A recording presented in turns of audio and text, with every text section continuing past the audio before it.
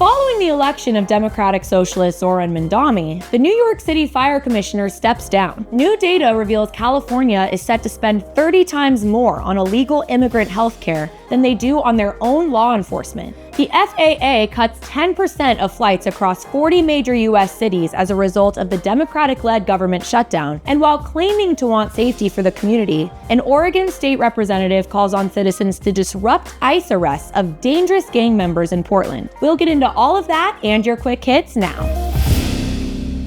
What's up, guys? Welcome to the wrap-up, where we break down the biggest stories of the week that you might have missed but need to know. I'm your host, Casey.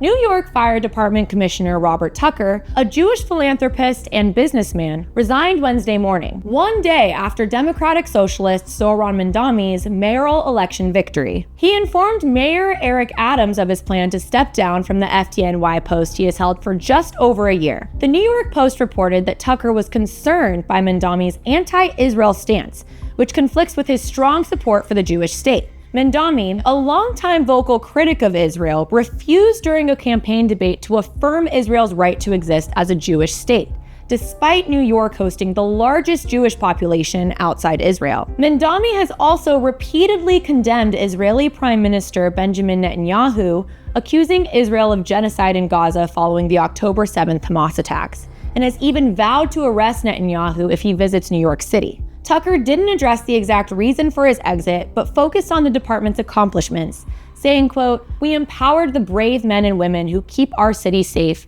bringing fire-related deaths to a historic low."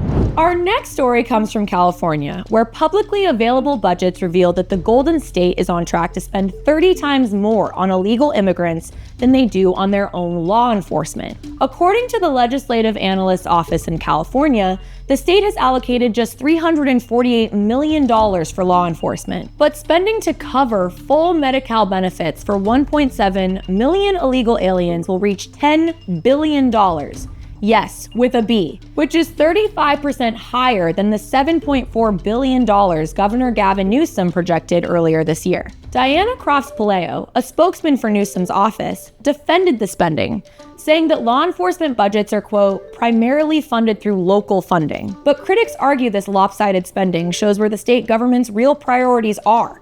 On top of all this, the Daily Caller reported that the state exploited a loophole in federal rules to obtain Medicaid matching funds, despite the Centers for Medicare and Medicaid Services saying the move wasn't in line with the, quote, intended design of the program. Fortunately, this loophole was closed by the One Big Beautiful bill that was passed back in July. Since then, the governor and state Democrats have been forced to reduce benefits. Next up, the Democrat-led government shutdown, now in its second month, is severely impacting the nation's air travel. The Federal Aviation Administration is now set to cut 10% of flights across 40 major U.S. cities beginning Friday morning. Transportation Secretary Sean Duffy made the announcement Wednesday afternoon and had this to say. This is data-based. This is not based on what airline travels, has more flights out of what location. This is about where is the pressure and how do we alleviate the pressure. The shutdown has now become the longest in U.S. history. Thousands of federal employees across the FAA and Department of Transportation have gone unpaid for weeks, including air traffic controllers. Duffy acknowledged that many essential workers have resorted to taking side jobs just to make ends meet. Officials estimate as many as 4,000 flights may be grounded once the cuts take effect. Newark Liberty International was temporarily shut down in late October due to staffing shortages and technical outages. And in Florida, the popular airport for tourists, Orlando International, is getting dangerously close to halting all landings. Up next, Oregon State Representative Ricky Ruiz has called for the disruption of an immigration enforcement operation aimed at making targeted arrests of Tren de Aragua gang members at an apartment complex located adjacent to a Portland elementary school. Rockwood Preparatory Academy closed the school for the day due to the presence of federal agents. Federal investigators say the suspects being targeted in the operation all illegally reside in the U.S.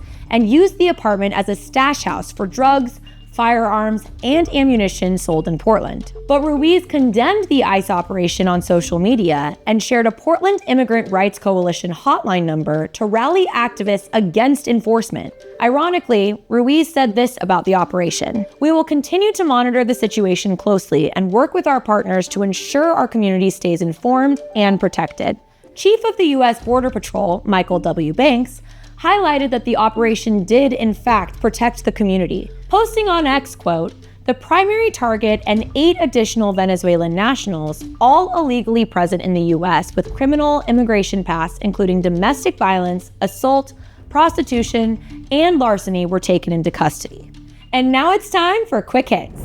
Colombia's Marxist president, Gustavo Petro, who was recently sanctioned by the U.S., celebrated the recent election of socialist Zohran Mamdani as mayor of New York City, sharing pictures of his September encounter with Mamdani in New York. Professional women's soccer player Elizabeth Eddy called on the National Women's Soccer League to have stricter guidelines on gender, despite her captains Sarah Gordon and Angelina Anderson saying they were disgusted with Eddy for saying this. She highlighted that she still considers them friends and that she has silent support from many of her teammates and other athletes. China's spaceflight agency announced Wednesday that a Chinese space crew is stranded at the Tiangong space station after their return capsule was struck by small debris, preventing a safe return to Earth. A German town has canceled this year's Christmas market, saying the cost of protecting visitors from potential Islamist terrorist attacks exceeds the organizer's budget. Germany has experienced 3 mass attacks in recent years, with the 2024 attack involving a Saudi man driving full speed into a market. On a roller coaster at Worlds of Fun in Kansas City, a girl was saved by a couple when they managed to keep her in a roller coaster seat after its restraints failed. And former House Speaker Nancy Pelosi announces her retirement, leaving investors wondering who they can look to now to make 800% returns on their stocks. That's a wrap for this week. Thank you so much for watching. Please make sure to like, subscribe, and comment down below what you thought about these stories, and we'll see you here next week on The Wrap Up. Thank you so much for watching this video. In order to keep PragerU videos free, please consider making a tax-deductible donation today.